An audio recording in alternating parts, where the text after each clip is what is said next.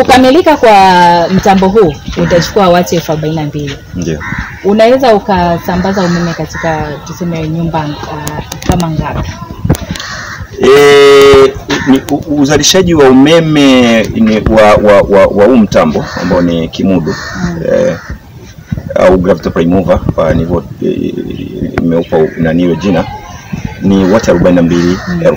Lakini tukiondoa masuala ya efficiency kidogo inaweza mpaka kwende wati 30,000 wati 30,000 ambao unaweza ukatumika kwa ukagawia nyumba kama 10.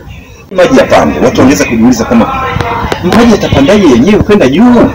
Ndio swali ambalo huwa watu wanapofika kwenye hapa kwenye mtambo au wanaoniuliza kwenye project yangu yatapanda vipi.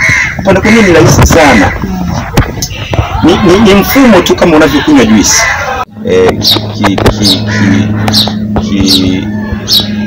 Tulifika kwamba tulifanya majaribio na wale ambao wananisaidia. Tulifanya majaribio, uliwaka kwa muda wa dakika 1. Kwa mimi niliona ni mafanikio makubwa. Kuwaka kwa muda wa dakika 1 maana yake kwamba maji yanazunguka kwa yani tuseme ni una maji yanazunguka kutoka kwenye kisima yanarudi kwenye kisima na yanazunguka bila kukoma, kama vile umefungulia bomba la maji yanakuwa yanamwagika bila kukoma.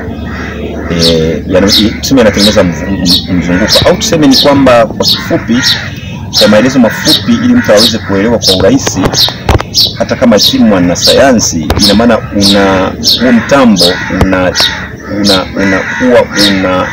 asisi maporomoko bandia, au tuseme wengine wanasema mnembe, wengine wanasema maporomoko unde ya maji. Yani ni kama vile unavyoona maporomoko ya maji yanakuwepo katika eneo fulani bila kukoma, basi na haya ni kwamba ni maporomoko, lakini ni maporomoko unde.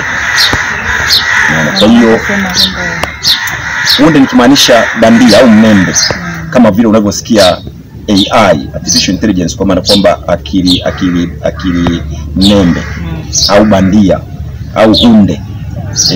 Haya maneno yote yanatumika. Unaweza kutumia unde au kutumia mnembe hivyo au bandia kwa kifupi. Kwa hiyo ndio. Na katika kuelezea, naona tangia awali ulipoanza na wazo lako kubuni kitu kama hiki hapa, ulikuwa mwenyewe, pengine labda kuna taasisi ambazo ulijaribu kuzishirikisha zikakushika mkono mpaka hapo ulipofikia? Ndio, mimi nilianza mchakato kwanza kwa ushauri wa watu kadha wa kadha ambao waliweza kunikubali katika harakati zangu walizokuwa naona nafanya utafiti. Kuna ambao walishauri kwamba niende SIDO, Small Industries Development Organization, alafu then nione wanaweza kunisaidiaje. Kwa hiyo nikaenda SIDO. Actually nilikwenda makao makuu ya SIDO pale. Basi nikawa ninaandika, nikawapelekea maengineer wakapitia, walinipokea vizuri. Wakapitia, baada ya kupitia wakasema kwa kweli kulingana na hii, wao wanapokea zaidi wale watu ambao tayari wanakuwa na teknolojia imeshakuwepo na wenyewe wanamsaidia yule mtu aweze kutengeneza zaidi kwa ajili hasa ya kibiashara. Kwa hiyo wakasema hii inaonekana inaendelea, inatakiwa utafiti zaidi. Kwa hiyo wakasema kwamba, wakanishauri kwamba ninaweza kazi yangu nikaipeleka kwenye tume ya sayansi, Commission for Science and Technology COSTECH. Basi tulipokubaliana nikasema sawa. Kwa hiyo wakaniandikia barua, wakatoa ushirikiano, wakaniandikia barua na kupeleka andiko langu. Baadaye COSTECH wakawa wameniita, nikaenda nikafika pale ofisini, wakaitisha vikao vyao na mimi nikiwepo, na nini nikawapa maelezo mafupi.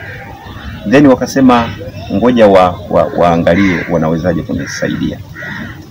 Basi tukaenda. Ilikuwa ni kule SIDO nilikwenda 2019 na nadhani ulikuwa ni mwezi wa 4.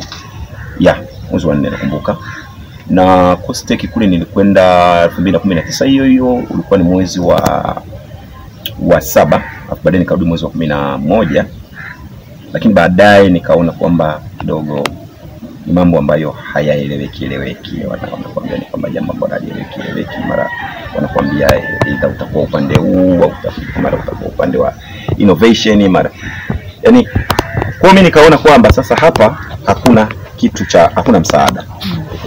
Kwa akili unaweza kaona kwamba hakuna msaada, na wengine wanakuambia unajua hatuna fedha za utafiti na nini, fedha imetumwa kidogo, budget yetu ni ndogo hivyo. Basi na niliandika barua pia kwa ajili ya kuomba, kwa sababu najua masuala ya kitaasisi na serikali inabidi uombe rasmi kwa kutumia barua. Kwa hiyo niliandika barua na wakanijibu. Wakasema fedha hakuna na ninaweza nikatafuta, watumia neno kwamba you can solicit fund from other funding sources, kwamba unaweza ukatafuta fedha kutoka katika sehemu nyingine. Basi kwa hiyo nikaona sawa, kwa sababu hizo taasisi za serikali ambazo ndo zimekasimiwa hivyo nani kuweza kumsaidia mtu hazijanisaidia, basi nikaona ngoja niingie mtaani, kwa sababu wazo langu na maono yangu yasife tu kwa sababu labda nimekwama kwa upande mwingine. Nikaona Mungu atanisaidia, kwa hiyo nikaingia mtaani. Kwa hiyo nikaomba na nilikwenda kwenye vyombo vya habari kadha kidogo, nikaomba. Kwa hiyo